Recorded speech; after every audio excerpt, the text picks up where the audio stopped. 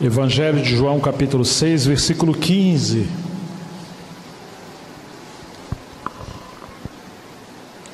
Sabendo, pois, Jesus que estavam para vir com o intuito de arrebatá-lo para o proclamarem rei, retirou-se novamente sozinho para o monte. Jesus sempre fugiu da publicidade.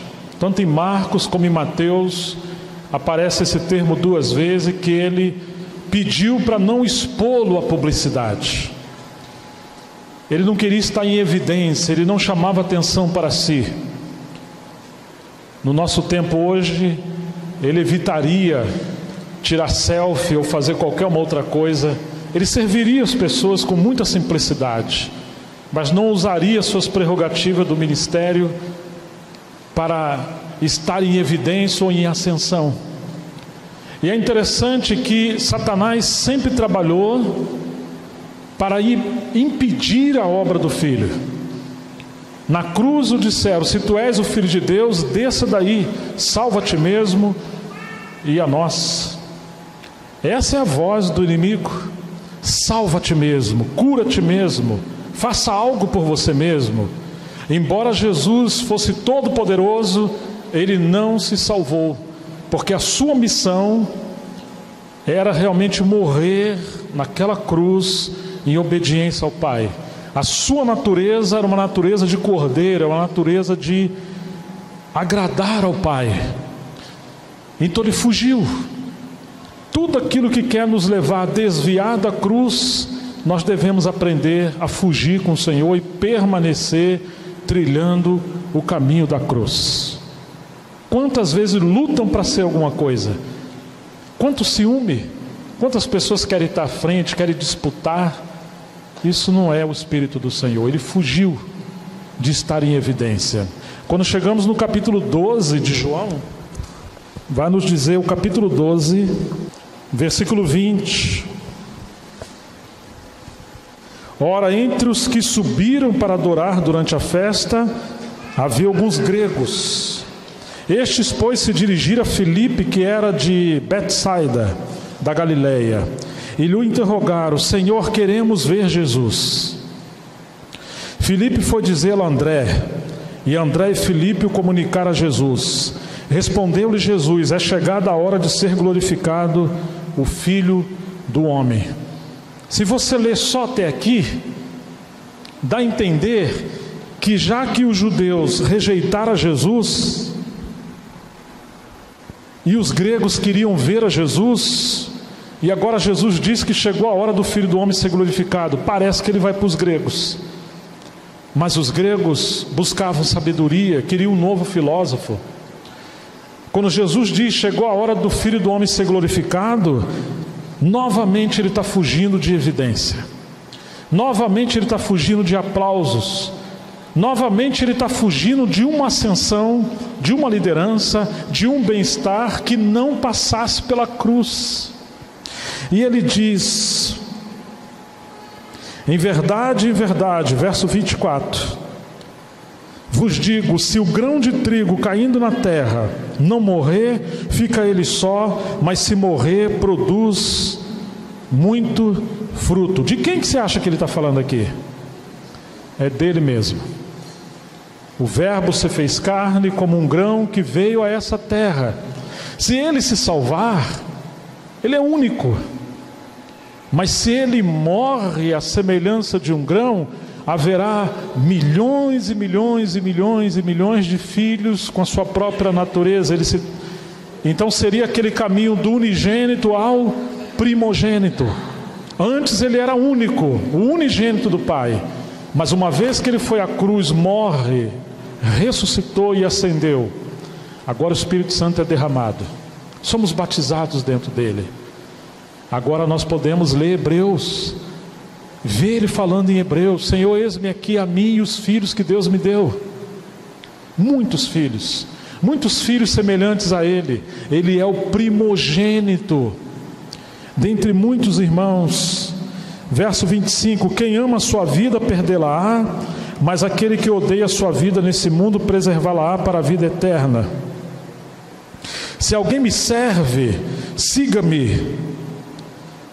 E onde eu estou, ali estará também o meu servo. E se alguém me servir, o meu Pai o honrará. Siga-me.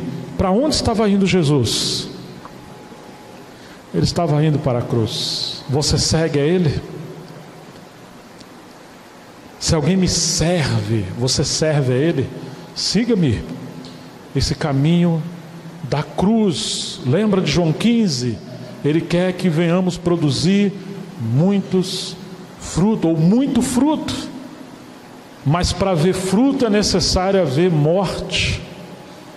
Sabe aquele grão de trigo, se você já viu, ele é dourado, bonito, sua casca é linda, mas ela é dura, ela tem que ser enterrada no solo.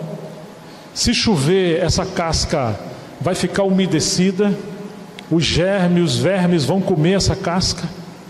O sol vai ressecar o solo, essa casca vai trincar, e agora a vida que estava aprisionada ali dentro vai sair, porque esse grão de trigo morreu.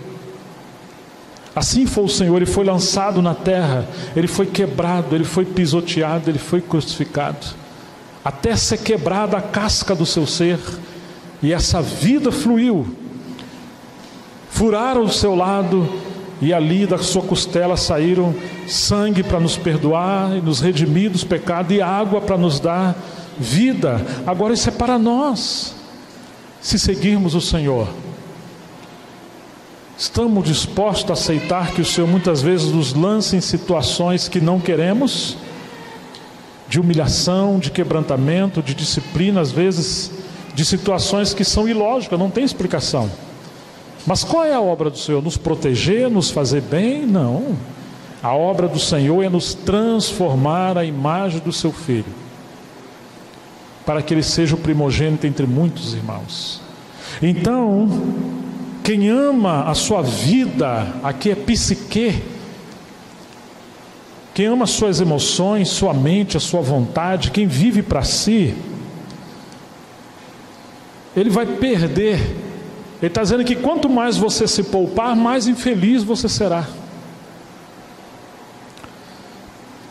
Mas aquele que odeia a sua vida humana nesse mundo, ou seja, essa vida que luta para se salvar, que luta para ser rei, que luta para estar em evidência, que luta para estar acima, que luta para girar todas as coisas em torno de si.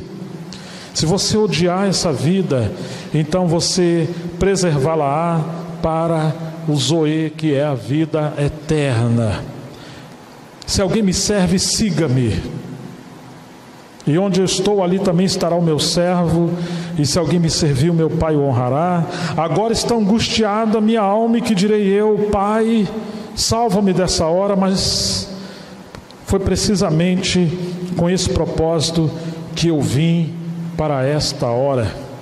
Pai, glorifica o teu nome. Oh, irmãos e irmãs, Jesus foi à cruz voluntariamente.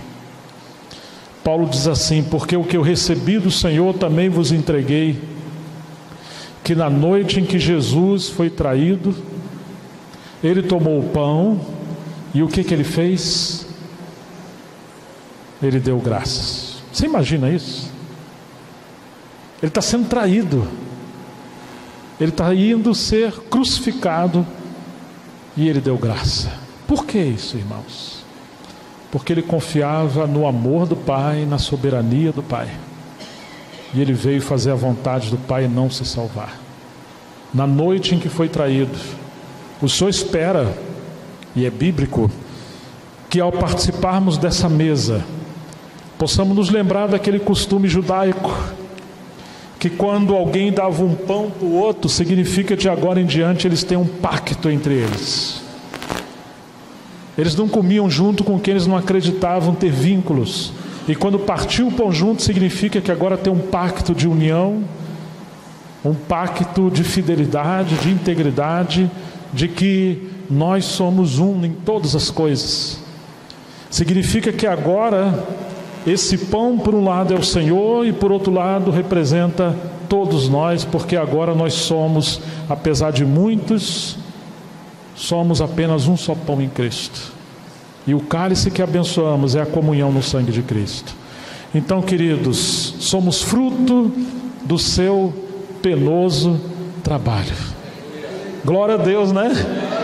E Ele espera que a sua semelhança possamos aceitar também sermos quebrantados e enterrados, para que possamos produzir muitos frutos.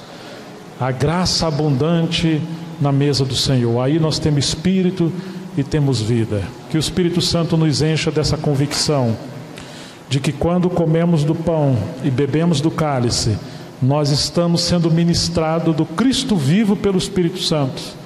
Os elementos não se transformam, não há transubstanciação, mas é o ministério do Espírito Santo ministrando vida e espírito a nós, em nome de Jesus Cristo, que Ele nos abençoe. Amém.